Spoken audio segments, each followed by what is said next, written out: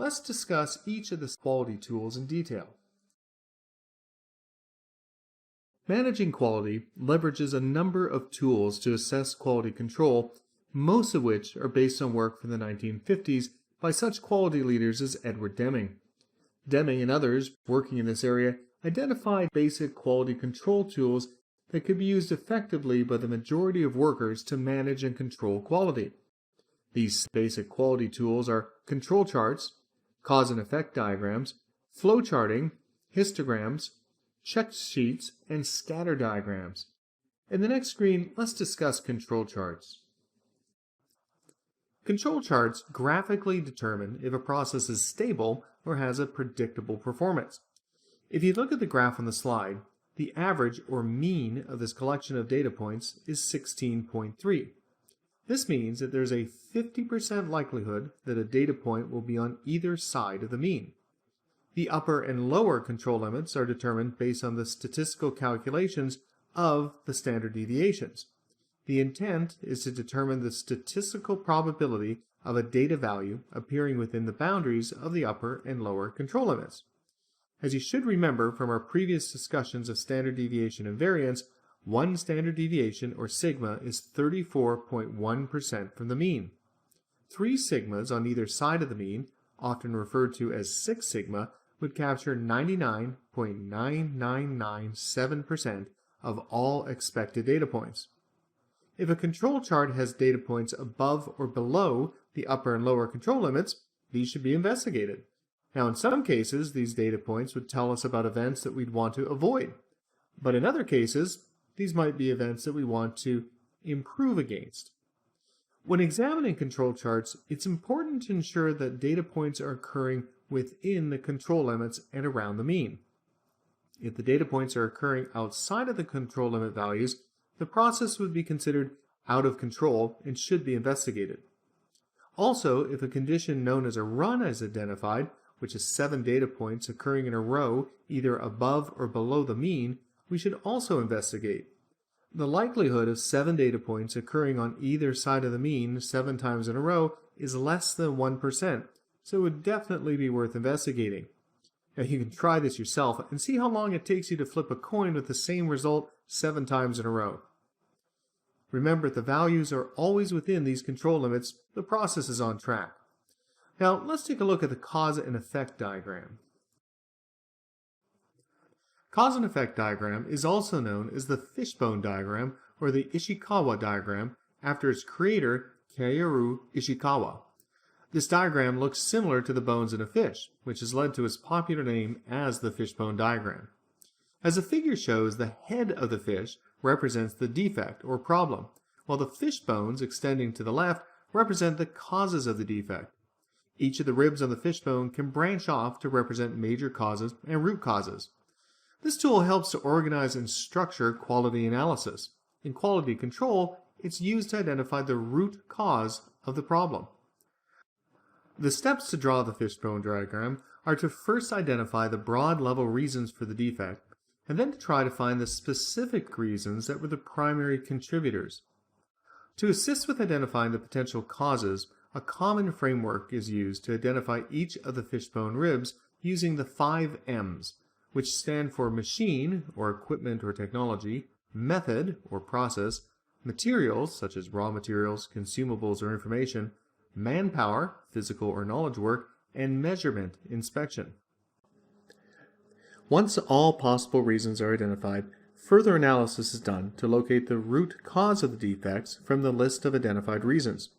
Cause and effect diagrams are used extensively in business and quality analysis, and you can expect questions on this topic in the exam. Now let's look at flowcharting. Flowcharting shows how a process or system flows from beginning to end and how the elements interrelate. It's a graphical diagram which helps in analyzing where the problems occur and is used in identifying redundancies and bottlenecks. The image on the screen helps to understand how the related information is flowing from the supplier to the customer. It can also indicate feedback loops. An acronym popularized by General Electric is SIPOC, which stands for Suppliers, Input, Process, Output, and Customer. Histogram is a vertical bar chart showing how often a particular variable occurs. The height of each column represents the relative frequency of the variable. For example, the bar chart shown can be used to indicate the number of issues that have arisen from a specified root cause. Check sheets are useful reference sheets that help in ensuring that the relevant data or relevant steps during a process are captured or carried out. They're also used extensively during inspections for identifying defects. Now let's move on to scatter diagrams. A scatter diagram tracks two variables to see if they are correlated or have no relationship. It's also used to estimate how a change to one variable will influence the value of the other variable. When the data is plotted, the more the diagram resembles a straight line, the stronger the relationship. Even if the scatter diagram shows a relationship, don't assume that one variable caused the other. Both may be influenced by a third variable. Now let's take a look at Six Sigma. Six Sigma is a highly disciplined process that focuses on developing and delivering near-perfect products and services consistently. If a large volume of data is plotted over a period of time, you would probably have a bell-shaped graph.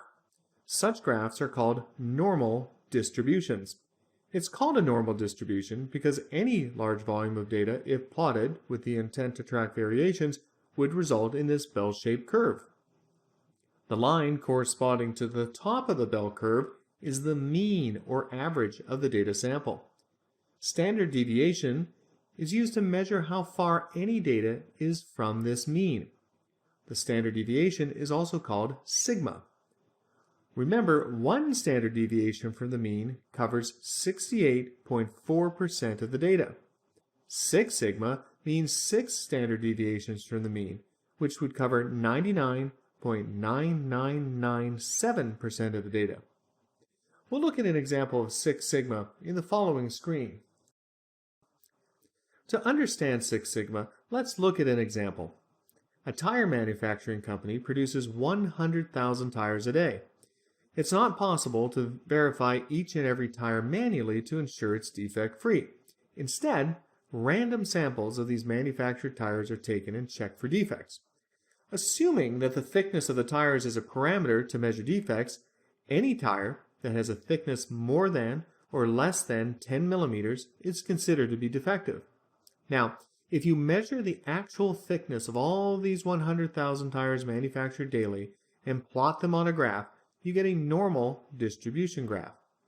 One standard deviation from the mean covers 68% of the data, meaning if the thickness of the 100,000 tires are plotted, 68,000 of them lie within one standard deviation above or below the mean. Now, if a company operates at 6 sigma level, they would ensure that all tires that are up to 6 standard deviations from the mean are defect-free. Therefore, in such cases, you would expect only 3 defective tires out of 1,000,000 tires manufactured. Now let's take a look at our understanding of the topics covered in this lesson. Here's a quick recap of what was covered in this lesson. A project is said to meet quality expectations when all the project requirements agreed to in the beginning of the project are met and the resulting product is usable. Quality management includes creating and following policies and procedures that meet the project's defined quality needs.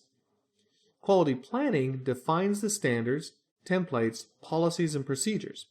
Quality assurance determines if the project is complying with the policies and procedures, and quality control measures specific project results against the standards. Plan quality management, manage and control quality are the 3 project quality management processes. Quality tools are used to plan and achieve the desired levels of quality.